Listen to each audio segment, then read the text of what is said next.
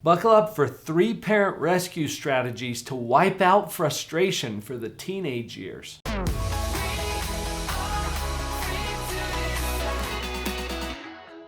Hi, we're Dr. Paul and Vicki Jenkins. In addition to our professional experience, we've been through the teenage years. We've got 3 strategies for you, and there's a powerful realization that most parents don't even understand in the third one. Rescue strategy number 1, fire yourself from the job of making sure your child is happy.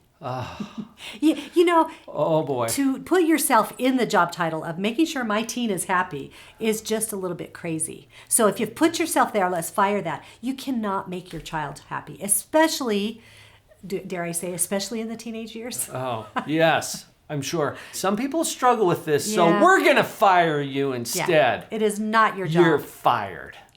Does that help? Connect, though, with how that feels.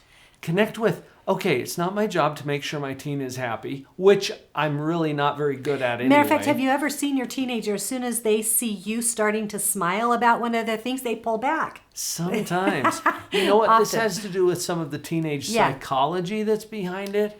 And without getting into all of that today, consider how peaceful it feels to realize that's not your job, to make sure that they're happy. Your job is to love them, no matter what and even if. And when you get off of making sure that they're happy, it's a huge relief. I just want you to connect with that for a minute and see how it feels. Rescue strategy number 2, fire your teen from the job of making sure that you're happy. This is really too much of a burden for teenagers, and we do this inadvertently sometimes by thinking, track your own thinking on this, okay? By thinking, oh, I would just be so much happier if my teen would just clean their room, get an A, go to class, be respectful, do their chores, whatever it is. You're putting the burden of your own happiness on your teen.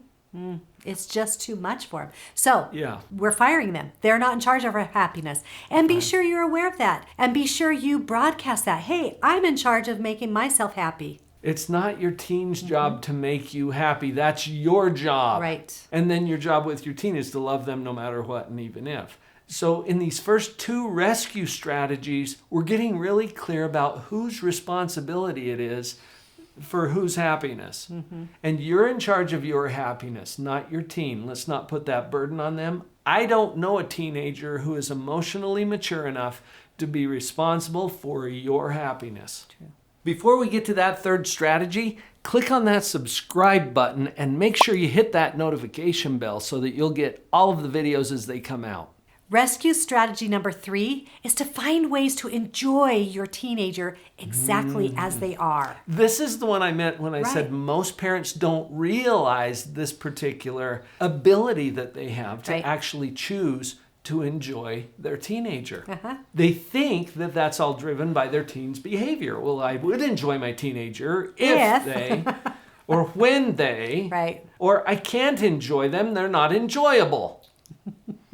All right, now maybe you're in that position. Back out of that long enough to see that maybe you have something to say about this. In fact, I've given a challenge to some of my clients before. I just did this the other day in one of my private parent coaching sessions where I invited this particular father to consider enjoying his teen. And he gave me some of the traditional answers. Of why he couldn't. Oh, he's doing this. And he's doing this. He's just not very enjoyable. I love him. I just don't like him. And we hear this all the time. So I said, what if I arranged for a prize, a bonus, a reward? If you can truly enjoy him for 5 days in a row, you get $1 million. And he knew, I'm not going to actually give him $1 million, but just do the mental experiment for a minute and see what changes. What would you do differently? And you can't fake it. You can't lie and say, oh, I enjoy him when you didn't. A lot of the times we're thinking about this child as an extension of the toddler and the school-aged child that you loved. Kind of think of them as coming into this child as a brand new person, just like they are. They're coming into life as a brand new person, right? It's a crazy time for them, right? They're trying to manage this step into adulthood. right? Right. But they're not really quite there yet. So just think about it. If this were just a kid that you came across for 20 minutes, you could probably find some way to enjoy them. So just challenge yourself to do that. Find a way to enjoy them. You start to think differently. You start to ask different questions. And that's exactly what this father told me as I pressed him a little bit. And I said, look, $1 million on the line. Can you pull it off? And he had to dig deep a little bit and realize, you know what? I would have to think differently about my son.